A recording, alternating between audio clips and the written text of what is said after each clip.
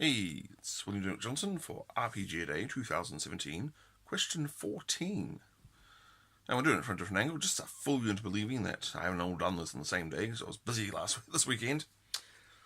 So, what game is good for open style play, long-term campaigns? Well, if you've been paying any attention to me over any amount of time, you'll know that I favour long-term campaigns. I run long-term campaigns. I like them. The continuing story, the ongoing drama, that's where all is at. You can play a short campaign with 10 sessions, but as I told one person, a short campaign, you barely have time to get your pants on, know who you are. Over long, enduring campaigns of decades, you can have massive character arcs.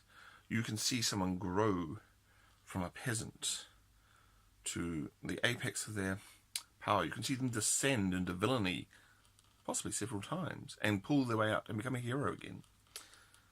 And every now and then, someone will ascend. Someone undergoes apotheosis and becomes part of the pantheon of the game. They become part of the mythology. They become something that is talked about in that grand, massive, overarching campaign. So, what sort of system do you need for this? Well, the system I use for it is Dragon Quest, which probably has many of the same qualities that other systems do, like basic role-playing. It is an open-ended, skills-based system.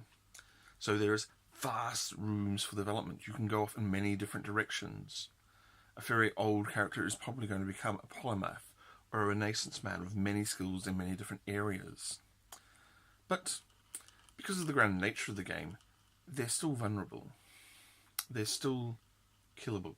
And also, because combat power never really gets over a certain plateau, there's a big ramp up at the start, and then it gradually goes, but then it will plateau out. And eventually, there's very little change in combat prowess. There's an awful lot of change everywhere else in the game. There's massive character arcs. We've all learned about character arcs now. There's acquisition and growth. There's expansion. There is empire building. And there's development into other areas. People develop other skills.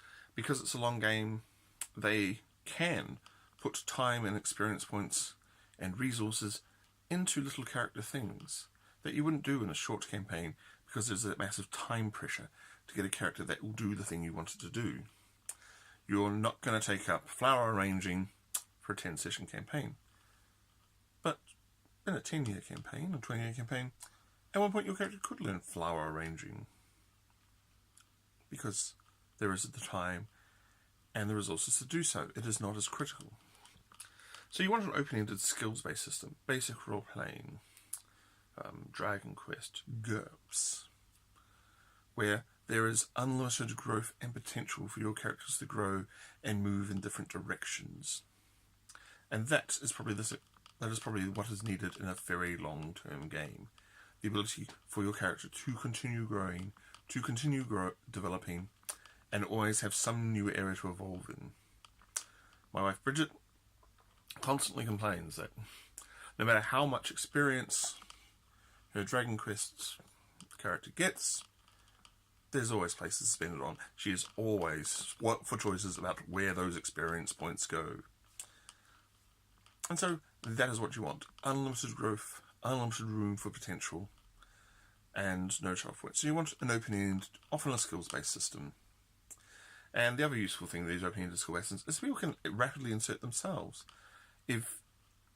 Because of there's a top-up point and a quick growth point, someone can jump into the campaign and rapidly get to a point where they are peers with the people who've been playing for 15 years, 20 years, 25 years. It's not that much of a burden. You can't do that in a level-based game. But you can in an open game like basic role-playing, Dragon Quest, GURPS, and so on. And so that's why I recommend those for open-ended, very long-term campaign play. Thank you.